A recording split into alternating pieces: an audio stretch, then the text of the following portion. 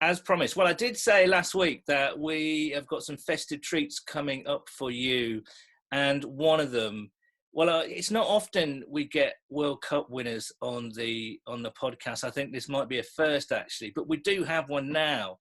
Joining us is Manchester City forward, United States international, World Cup winner, and more importantly, from Cincinnati, Ohio, it is Rose Lavelle. Rose, how you doing? I'm good. How are you? See, I was almost shouting there, but you're like, yeah, I'm fine. How are you? You're quite relaxed about it all. There's been a huge response to this since we put it out on social media.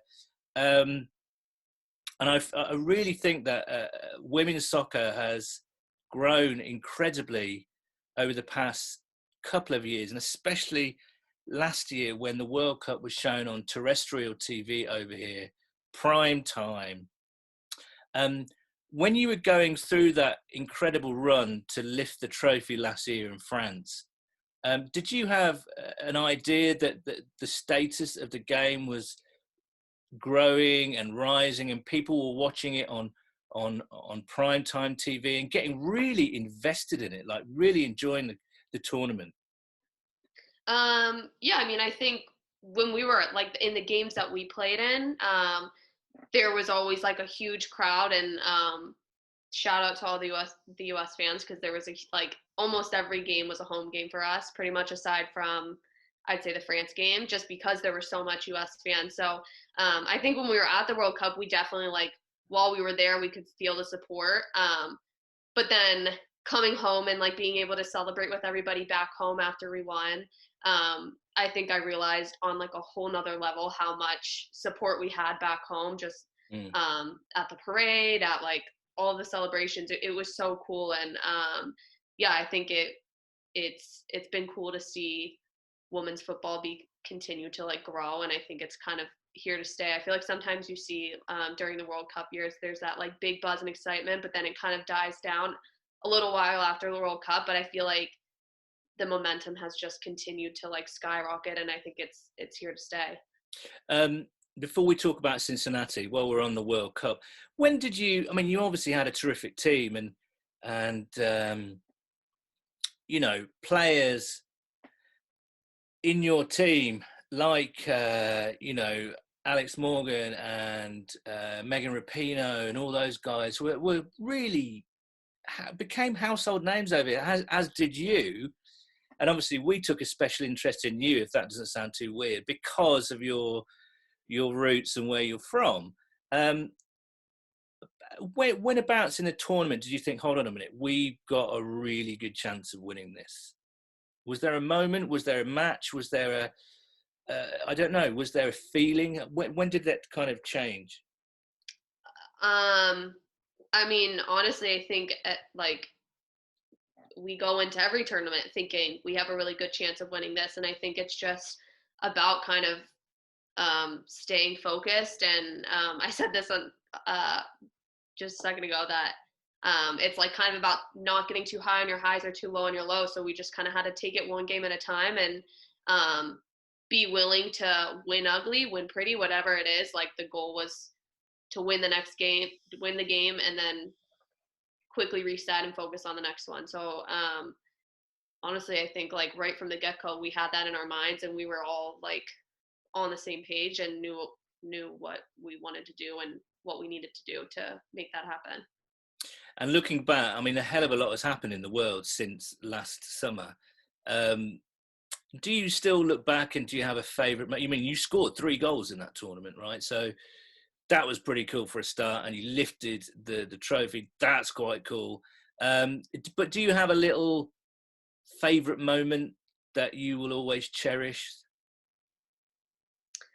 I mean, the celebrations were so fun. I think like when the final whistle blew in the finals, it was just like we had been together for so long. Like at that point, it had been like over 2 months that we had been together.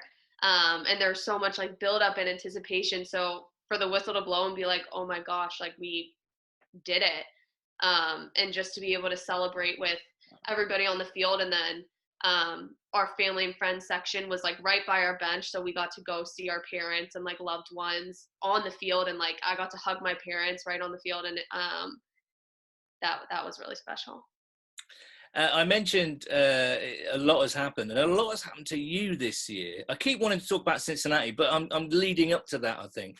Um, um, you got transferred from, was it the OL Reign? Is that right? Or you were owned by Washington, right? And then you got traded, I think, Yeah, my rights got traded to right. OL Reign. Yeah. And then you got transferred to Manchester City. Was that a huge decision to come over here, or is that something that was just hugely excited you, and playing in England was something that you'd always wanted to do? Both, honestly. I think I knew I had wanted to play overseas at some point and be able to experience um, kind of a different playing style, a different culture, all of it, like on and off the field. And this felt like the right time.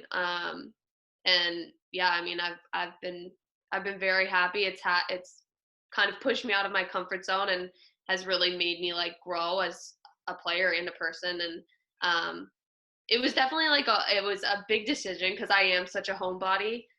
So to not just be like a quick flight from home was like kind of my hesitation, but then at the same time I was like, okay, if that's like the only reason that like is holding me back, then I need to just bite the bullet and do it.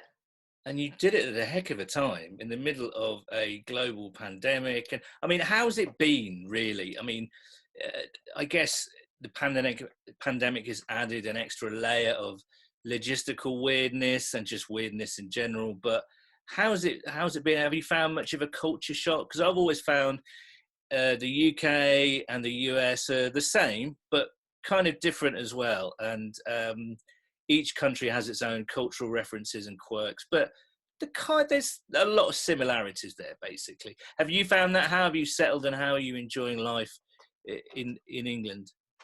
Yeah, I mean, we've been on lockdown and obviously kind of have to try to stay safe and not be out and about too much. So I don't feel like I've really gotten to explore and like fully get the like English experience.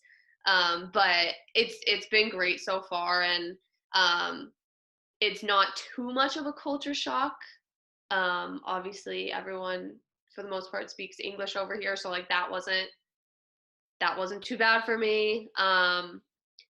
Yeah, it's been good. The weather, I was expecting it to be way worse, I have to say, but I love it. It's been great. It's Okay, just like perpetually fall. okay. Well, you wait till January and February. That's when the fun really begins. So, right, we've got to talk about Cincinnati. That's, I mean, frankly, why you're here. Well, it's not really because you're an amazing football player. But anyway, but yeah, I mean, our interest and why we rooted for you, even when you beat England in the semi-final, but we won't talk about that. Why we rooted for you was because of your Cincinnati heritage. And I'm interested in your upbringing. Was it always soccer for you? Because Cincinnati is quite a famous, storied, for better or for worse, sports town, right? So what was your involvement in sport growing up? And uh, tell us a little bit about your upbringing and why you went the way of soccer. I started playing soccer when I was 5. I think my older sister started playing, and I kind of just copied whatever she did. Um, yeah, we didn't have like soccer didn't like necessarily run in the family. Me and my sister just kind of picked it up and went with it. And now obviously my family's like huge soccer fans. They love watching it and watching all of our games. Um, yeah, played a little basketball growing up. I don't know what else. Did you follow baseball? Did you follow the Reds? Did you follow the Bengals? Were you a fan? Let's talk about that. Your connections, if you have any, to the Bengals. Yeah, I'm like literally a Cincinnatian through and through. Yeah. So yeah, I cheer for the Reds. I cheer for the Bengals. I'm a Xavier fan. Um, and I am just like the proudest Cincinnati resident. Like it like makes my heart just swell talking about Cincinnati. So I'm like in my happy place right now. So okay, let's talk about whereabouts in the city did you grow up? Like uh Indian Hillish area, so it's like Okay, about right. 15 minutes from downtown. So I mean, Did that's you live pure. in Cincinnati? I guess I should ask. Sorry, say again. Did you live in Cincinnati? I did not. No, no, no, no. I've just supported the team for like 30 years, and Oh wow. I've been a few times. So I won't say I know Indian Hills, but I've maybe been through there once, Hmm. maybe. Yeah, you Uh, probably have.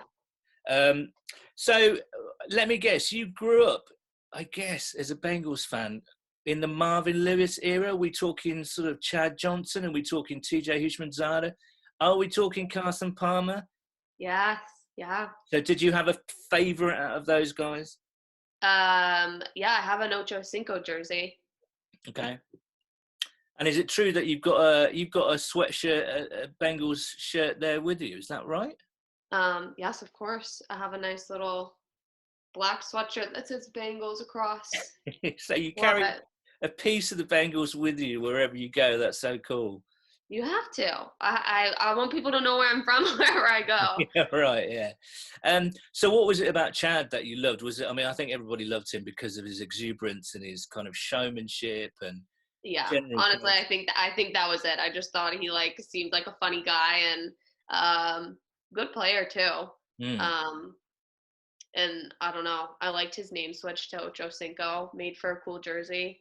I don't know, I was like young, so I didn't really have like great reasons, but Yeah.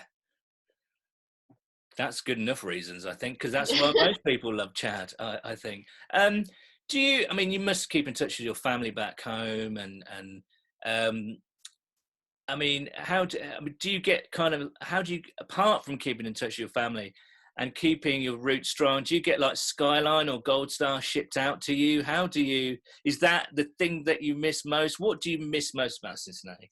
yeah. Skyline, it's always my first stop whenever I come back from like wherever I am. So I'm coming home for Christmas, and that is what I will be having for dinner the very first night is Skyline Chili. Yeah. Oh my gosh, I miss that so much. Um, yeah, I don't know. There's like so many. The other thing that I really like right now, college basketball season's going on, Right. Yeah. Yeah. and the NFL. The NFL is a little different because we play in the afternoons on Sunday, so it's a little Yeah. easier to watch the games. But the time change here is just killing how I watch sports because it's always in the middle of the night, and I just Right. Well, can't tell us stay up for about it. them. Tell us It's about it. heartbreaking. I mean, we've got the Monday night game against the Steelers coming up. So, I mean, that's going to mean if we can stomach playing the Steelers on Monday Night Football the way we're playing at the moment, I mean, that's going to be like 2 a.m. You know what I mean? I So, know. what Do do you you stay do? up for them? Occasionally when I can, but I'll be working the next day. So, I can't take these late nights anymore, Rose. I find it really difficult. But some people will be guaranteed. But talk to us about that. I mean, do you say you're able to watch the NFL games here, the early games, the 1 o'clock games, because they're around 6 o'clock? And of course, Xavier and the Bearcats played. Was it last week? Yeah. And remind me, did Xavier win that game? Yeah. Okay. I kind of knew that what your answer was going to be because you had a massive smile on your face for a second. Yes. I was so pumped. I got to watch that game. That was good timing. Okay. It's on a Sunday in the afternoon. So why Xavier over UC? Did you go there or? My grandpa, so my dad's dad, played and coached football there back when they had a team. Yeah. So my dad has just always been a fan, and his family's always been a fan. So then he just passed that on to me and my siblings, and now we're all just like Xavier basketball fanatics. Wow, this is so crazy. Talking to someone who's so into Cincinnati stuff, but over here playing for Manchester City. I mean, have you tried to recruit any of your teammates to support some of the Cincinnati teams?